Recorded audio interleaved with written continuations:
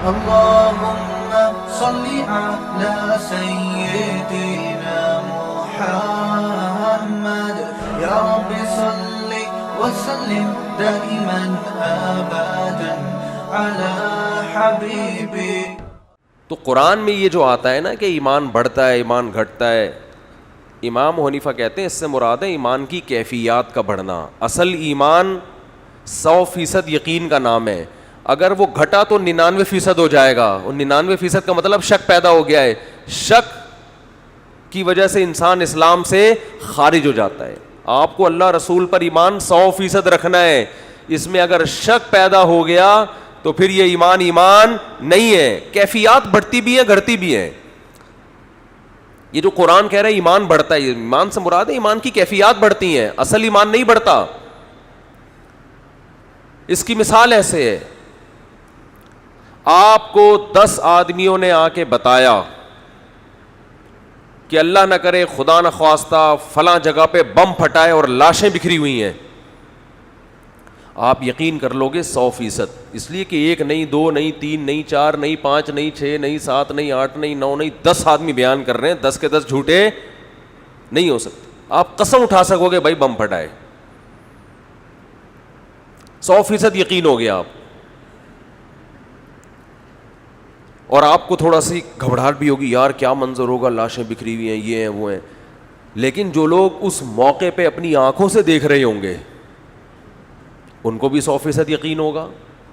لیکن اس یقین کی کیفیت اور آپ کی کیفیت میں زمین اور آسمان کا فرق.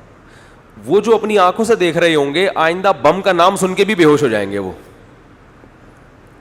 اور آپ 15 شعبان کو شب برات کے پٹاخے تیار کر رہے ہوگے کیونکہ آپ نے سنا ہے. یقین آپ کو بھی 100%، یقین ان کو بھی.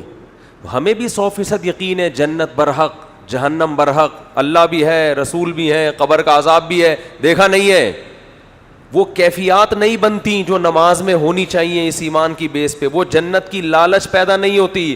جبکہ صحابہ کا ایمان کی کیفیات اتنی بڑھ چکی تھی گویا اپنی آنکھوں سے دیکھ رہے ہیں، تو وہ کیفیات کبھی کم ہوتی ہے کبھی زیادہ. اصل ایمان جو بیس ہے وہ کم ہوا تو امام صاحب فرماتے ہیں 99% ہو جائے گا، وہ کیا ہو جائے گا، شک میں تبدیل ہو جائے گا. اور 100% میں اضافہ کسی چیز میں ممکن نہیں ہے. ہم تو کہتے ہیں نا 200%، یہ تو مبالغہ اور مجازن کہتے ہیں.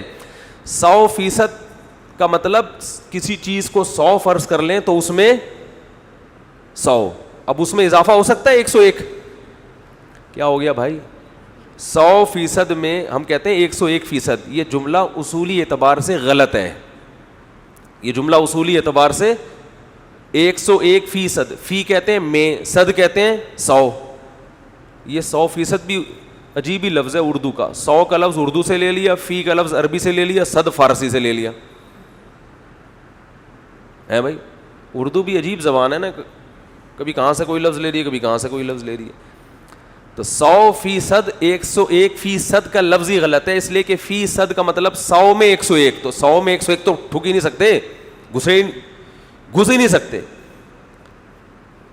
نہیں آئی بات. جیسے آپ تو ایسے 4 دیگیں ایک دیگ میں پکائی ہم نے، تو نہیں ہو سکتا بھائی. 4 دیگیں بھر کے ہم نے، فل بھر کے ہم نے ایک دیگ میں پکائی تو پک سکتی ہیں، یا تو وہ دیگ 4 دیگوں کے برابر ہوگی تو پکیں گی. تو میرا مقصد ابھی یہ موضوع نہیں ہے. میرا مقصد یہ ہے کہ یہ جو آج کل مارکیٹ میں چیزیں آئی ہوئی ہیں مختلف قسم کی، ان چیزوں سے اپنے آپ کو بچائیں. لفاظی ہے، لفاظی عمق نہیں ہے، علم میں گہرائی نہیں ہے. تو آپ صلی اللہ علیہ وسلم نے فرمایا اللہ تعالیٰ علم کو علماء سے اٹھائے گا.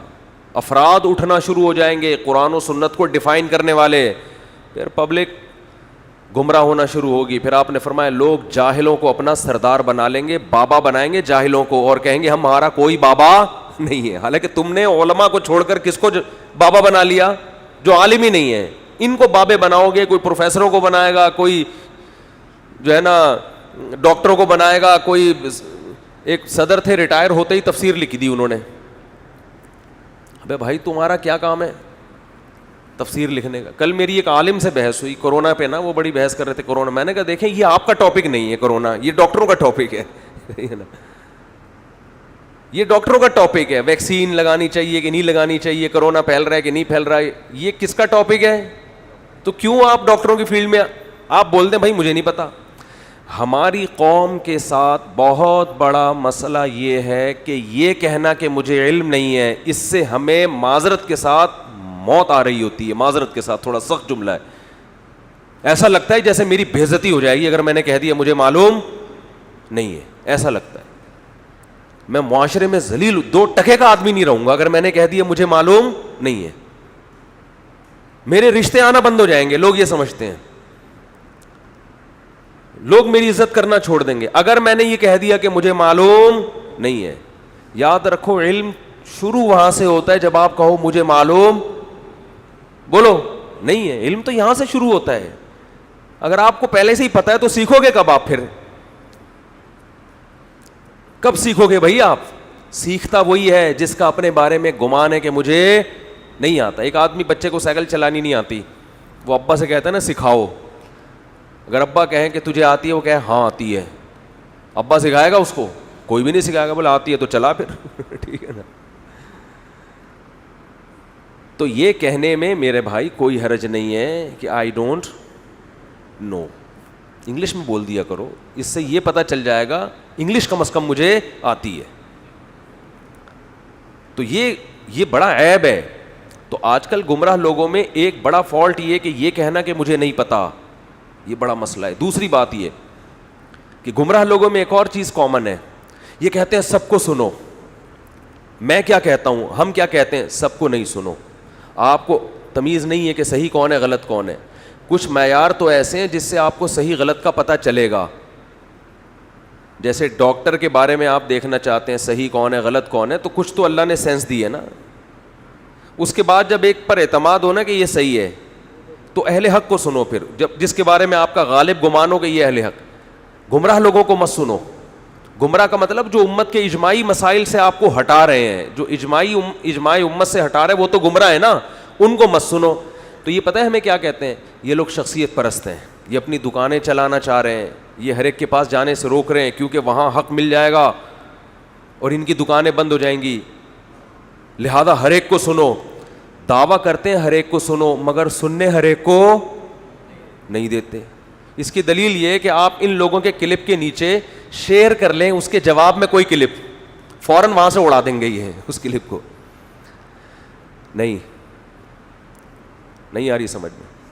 دیکھو کسی کا کلپ گمراہ آدمی کا چل رہا ہو نا, کلپ چل رہا ہو, آپ نے بھی کلپ ریکارڈ کروا کے نیچے کمنٹس میں لنک شیئر کر دیا, تو یہ کہتے ہیں سب کو سنو, تو ان کو چاہیے وہ لنک اور زیادہ شیئر کریں کہ ہمارا تو سن رہے ہو, ان کا بھی سنو, خود ہی کمپیئر کرو کون صحیح کون غلط. آپ تجربہ کر کے دیکھ لیں, یہ سب سے پہلے وہ لنک اڑائیں گے. کیا مطلب, ان کو بالکل بھی نہ سنو. تو یہ صرف لفاظی ہے کہ سب کو سنو, ورنہ ان کی جو عمل بتا رہا ہے صرف مجھے سنو. میرے جواب میں اگر کسی نے کلپ ریکارڈ کروا کے لنک شیئر کر دیا ہے تو میں اس کو اڑا دوں گا. کوئی پتھر سے نہ مارے میرے دیوانے کو, بم کا زمانہ اڑا دو سالے کو. حقیقت ہے نا, وہ شعر ہے نا, پرانا گانا ہے اصل میں. یہ اب اتنا گھننا بننے کی ضرورت نہیں ہے. پرانے زمانے کے گانے اللہ معاف فرمائے ہم نے چھوڑ دیے, لیکن پھر بھی یاد ہے. کبھی کبھی کوئی بس میں لگا ہوتا تو یاد آ جاتا تھا, اچھا یہ ونس اپون اے ٹائم. ایک صاحب وہ میں نے انٹرویو دیا نا سما ٹی وی پہ, انہوں نے کہا گانے سنتے ہیں, گانے گانے کا فلم. میں نے کہا نہیں, میں نے کہا پرانے گانے یاد ہیں مجھے. اچھا پہلے وہ اینکر نے پوچھا کہ آپ قوالیاں سنتے ہیں؟ میں نے کہا نہیں. شوق ہے؟ نہیں, شوق بھی نہیں ہے, پرانے گانے یاد ہیں. تو نیچے کسی صوفی صاحب نے کمنٹس کیے ہوئے تھے, قوالیاں جو روحانی کلام ہوتا ہے وہ نہیں, گانے یاد ہیں. لوگ چھوڑتے نہیں ہیں, گانے ان کو یاد ہیں.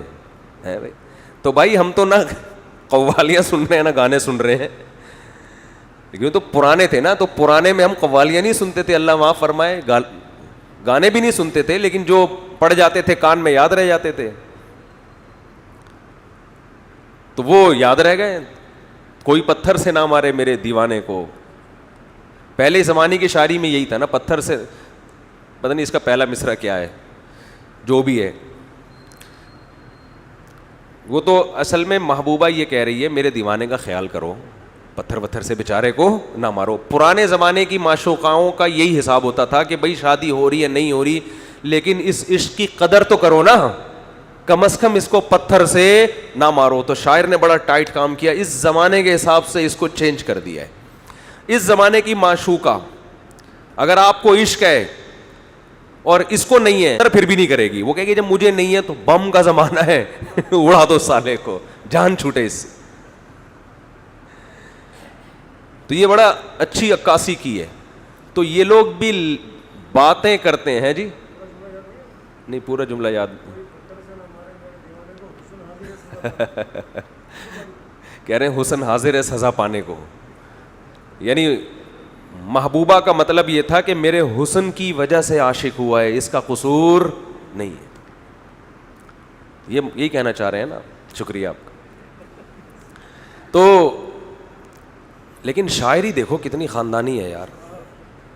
حسن حاضر ہے سزا پانے کو, تو شعر بن ہی نہیں رہا. یہ پورا شعر ایسا نہیں ہوگا, حسن حاضر ہے سزا, یہ شعر کا وہ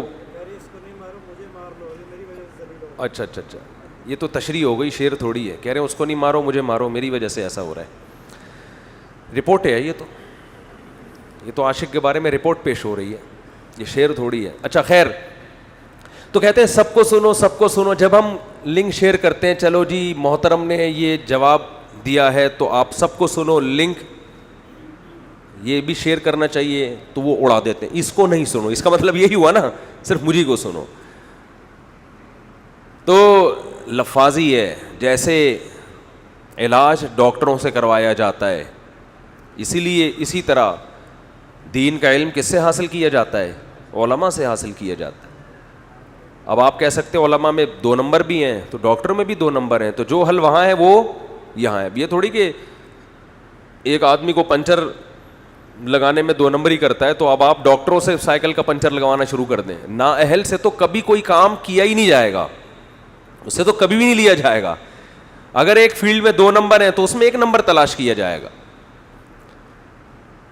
یہ جو حکمت کی باتیں ہیں نا, ہلدی کے فضائل, یہ حکیموں کو زیادہ پتہ ہوتے ہیں. کالی مرچ کیا کرتی ہے, اس میں ڈاکٹر لوگ اکثر دیکھا ہے ان کو نہیں پتہ ہوتا زیادہ. اب ہلدی یہ حکیم لوگ بولتے ہیں بھائی گرم دودھ میں ڈال کے پیو درد ٹھیک ہو جائے گا. ڈاکٹر کہے گا سیدھا پیناڈول پھانک لے بھائی تو, اس کو ہلدی کا نہیں, عام طور پہ نہیں پتہ ہوتا. جو جس کی فیلڈ ہے میرے بھائی اسی پہ جچتی ہے. تو میں طارق مسعود صاحب کے بیانات سننے کے لیے youtube.com/مفتی طارق مسعود کو سبسکرائب کریں, اور اگر آپ لائیو ویڈیو کو کبھی بھی مس نہیں کرنا چاہتے ہیں تو سبسکرائب کرنے کے بعد بیل آئیکن پہ کلک کرنا مت بھولیں. جزاک اللہ.